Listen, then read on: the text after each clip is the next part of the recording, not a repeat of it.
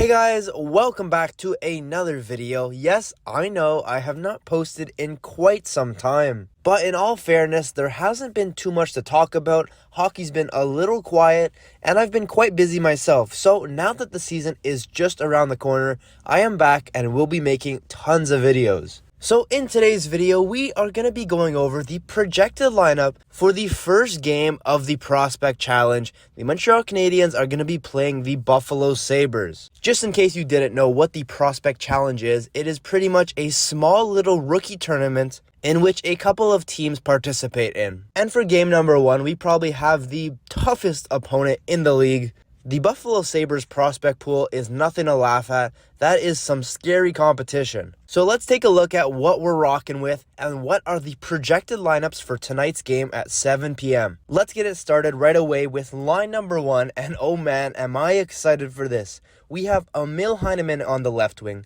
centered by Owen Beck, and then Joshua Roy on the right side. If there were any forward prospects in the Montreal Canadiens system that had a chance at cracking the NHL roster this year, it's going to be one of those three. I mean, we all saw what Emil Heineman did last year when he came over to North America to play with the Laval Rockets. 7 goals in 7 games. What a start for the kid. And Owen Beck, we all know this guy is either going to play NHL or back in the OHL. There is no Laval Rocket for him, which is super unfortunate because I think the Laval Rockets is right where he belongs right now. So this will be a pretty good showing for him to see if he's really NHL ready or if he needs a bit more time in the juniors. And finally, on the right wing, Joshua Roy.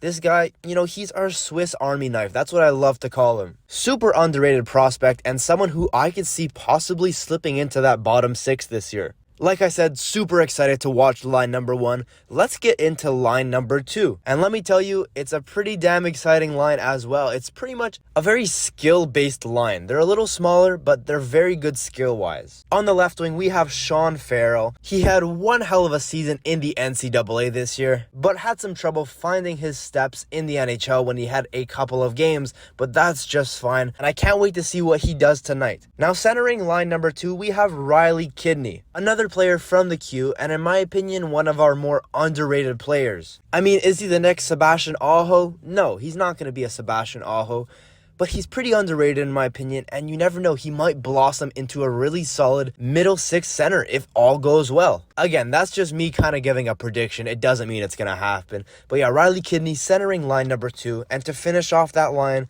on the right wing, we have Philip Machar. I told you this was a pretty skilled-based line. Sean Farrell, small but very good with his hands. Philip Machar, very joystick-like, very dynamic, very shifty, also very small, but he's good with his hands as well. And then Riley Kidney is there to pretty much balance the line up. Now that does it for line number 2. Going on to line number 3, we have quite the grinder line. We have Simoneau, centered by Mishak, and Cedric Guindon on the right wing. Now, to me, this line just screams Laval Rockets. I mean, it's not going to be our next best NHL players. There's still some solid prospects here, but these guys are pretty much Laval Rocket studs. But honestly, if there's any line that's going to surprise you in this prospect camp, it's going to be them. They're going to do all the dirty work. They're going to get some nice gritty goals. They won't go unnoticed, I'll tell you that.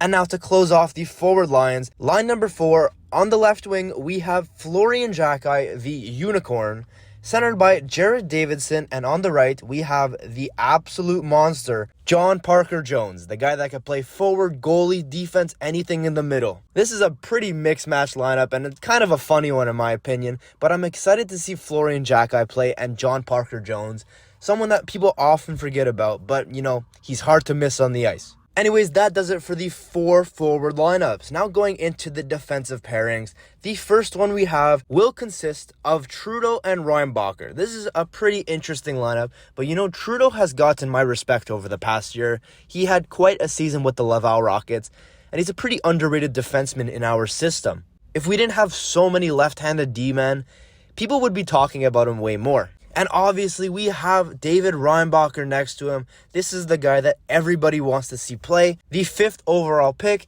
We haven't gotten to see too much about him yet, and we're just all so excited to see what he brings to the table. Now for pairing number 2, we have Christopher Ortiz. I might have just butchered his last name, but we just signed him this offseason. Well, the Laval Rocket did, so that's probably why you might not have heard of him yet.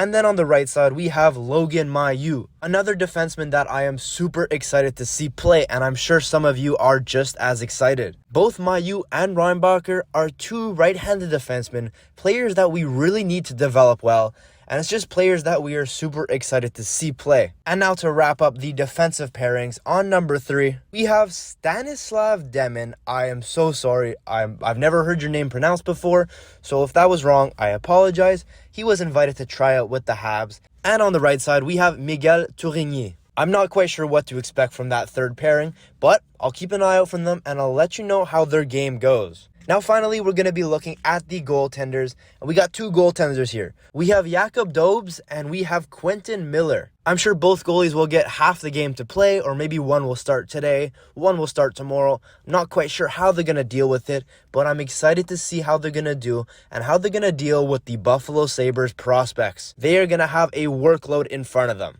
Anyways, guys, that is going to do it for my first video back in quite some time. If you did enjoy, don't be afraid to hit that like button and maybe even consider subscribing. Now, with that being said, I'll see you all next time. Take care.